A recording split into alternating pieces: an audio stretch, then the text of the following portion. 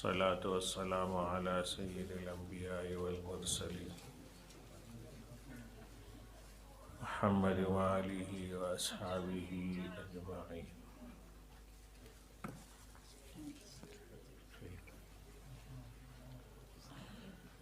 أما بعد،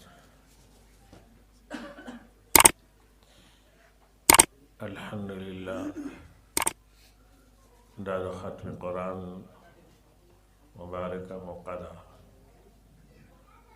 او ډېره غټه د خوشحالۍ خبره ده چې ستاسو بچي دلته کې د قرآن مجید دا ختم وکړه. الله پاک دې د ټولو لپاره دا مبارک کړي. دا ډېر لوی سعادت دی چې یو ماشوم ته حاصل شي. قرآن مجید لوستل دا یو ډېر غټ عمل دی، ځکه قرآن مجید د الله تعالی کلام دی او چې د کوم یو کس نسبت د الله تعالی د کلام سره راشي، د دې کس سره الله تعالی خصوصي محبت شروع کړي.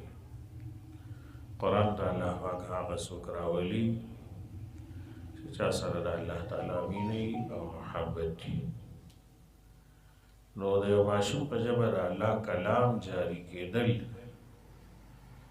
نو دا ډېره لویه د سعادت خبره ده. ګوره دا ماشوم دې ختم یې وکړ، یو اوس ټول عمر انشاءالله د قرآن تلاوت کوي. په دې ژبه به ټول عمر د الله تعالی کلام چلیږي.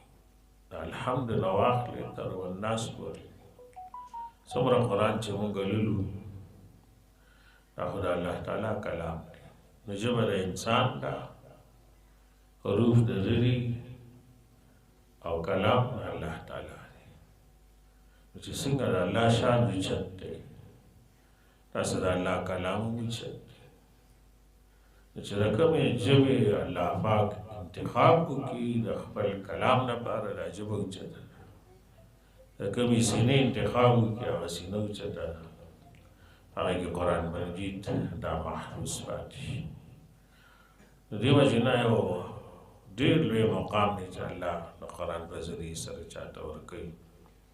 او ابتدا د ده وشوه د دې ماشوم او دا به انشاءالله چلیږي.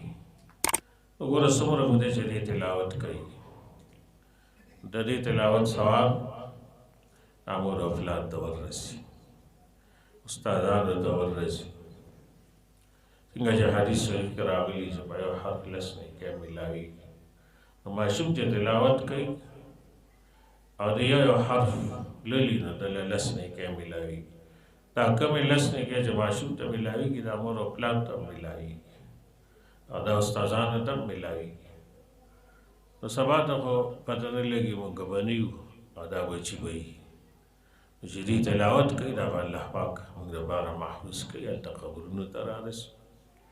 نو د یو ماشوم د قرآن سره نسبت جوړول دا د دواړو جهانو لپاره د کامیابۍ او د عزت دا مسله ده. الله پاک په دنیا کې مې عزت ورکړي، په آخرت کې مې عزت ورکړي. دا څومره لوی عزت دی چې د تمامو انسانانو په مخ کې الله پاک په ورځ د قیامت سړی راوواړي او هغه له د جنت لباس واچوي چې دا ستا د زوی د وجې نه چونکې هغه قرآن لوستی دی نن به تا ته دا لباس واچولی شي. نو د ټولو خلکو په مخ کې سړي ته دومره لوی اعزاز میلایي. د دنیا کې وړوکی اعزاز ایوارډ چاته میلو چې د صدر وزیر اعظم د طرف نه خلک څومره خوشحال چې د الله د طرف نه ایوارډ میلو شي او ټوله دنیا ګوري. دا څومره لوی عزت دی الله پاک په دې ورکړي. نو دې وجې نه په دې باندې خوشحالي کول پکار دی، د الله شکر ادا کول پکار دی چې یا الله ستا شکر دی چې تا زما بچي د دې قابل کړ چې د قرآن پاک ولسته او دې به دا قرآن لولي د ده په سینه کې به دا محفوظ کېږي. او دغه شان چې کوم محنت دې سره د خپل اساتذه کرامو کړی دی، دا اساتذه کرام دا ستاسو محسنین دي، ستاسو بچي په صحیح لار باندې ور واچوي او د دې په ذریعې سره به ستاسو د دې بچو دا ثواب تاسو ته ټول عمر در رسي. د دې دومره لوی احسان کوي چې دا د دنیایي احساناتو نه ډېر اوچت دی. دی به یو محنت وکړو او د هغه محنت په نتیجه کې دا ماشوم نن د قرآن د لوستو قابل شي. کنې ابتدا کې چې تاسو ماشوم راولئ دلته مدرسه کې کېنوئ نو هغه په هېڅ هم نه پوهېږي او یو حرف هم نشي لوست او نن الحمدلله تاسو وکتل دا ماشوم ستاسو مخې ته ناست څومره ښکلی تلاوت کوي قرآن مجید لولي دا د هغې هغه محنت دی دا د هغې د محنت ثمره ده چې څرګنده ښکاري څنګه چې اوس لوسته داسې به انشاءالله ټول عمر لولي نو دا استادان دي دا مدرسه ده یو خدمت دی دا کېږي او د دې یو خپل احسانات دي او د هغې لپاره به تاسو دې له دعا کوئ چې الله پاک د دې په ژوند کې او په دې عمل کې خیر او برکت واچوي دا د ټولو لپاره د نجات ذریعه جوړه شي. دا څومره ماشومان به چې ناست دي دا ټول د قرآن په نسبت سره راجمع شي یو مجلس د قرآن ولګي د الله د طرف نه رحمتونه حاصلېږي فرشتې ورته راځي او ناست دي دا کوم ماشومان چې دلته ناست دي او سبق کوي د سهار نه تر مازدیګره پورې دا مسلسل د فرشتو په مجلس کې ناست دي حدیث شریف کې راځي داسې مجالسو ته فرشتې راځي بیا چې لږ شي ځان له تلاوت کې بیا فرشتو سره ژوند دي د دې زندګي ټوله فرشتو سره تېرېږي ورځ په ورځ د دې مقام اوچتي الله پاک یو ښکلی ماحول دا نصیب کړی دی نو دې وجې نه چې دا کوم ماشوم دی د ختم وکړو نو دا ختم د دې د والدینو د خپل خپلوانو د ټولو دپاره د برکت ذریعه د الله د ټولو له مبارک کړي او د ټولو لپاره د الله پاک د نجات ذریعه وګرځي د مدرسې دپاره د اساتذو دپاره د الله پاک یو د صدقې جاریه وګرځي او د الله نه هر وخت سوال کوي د خپل اولاد دپاره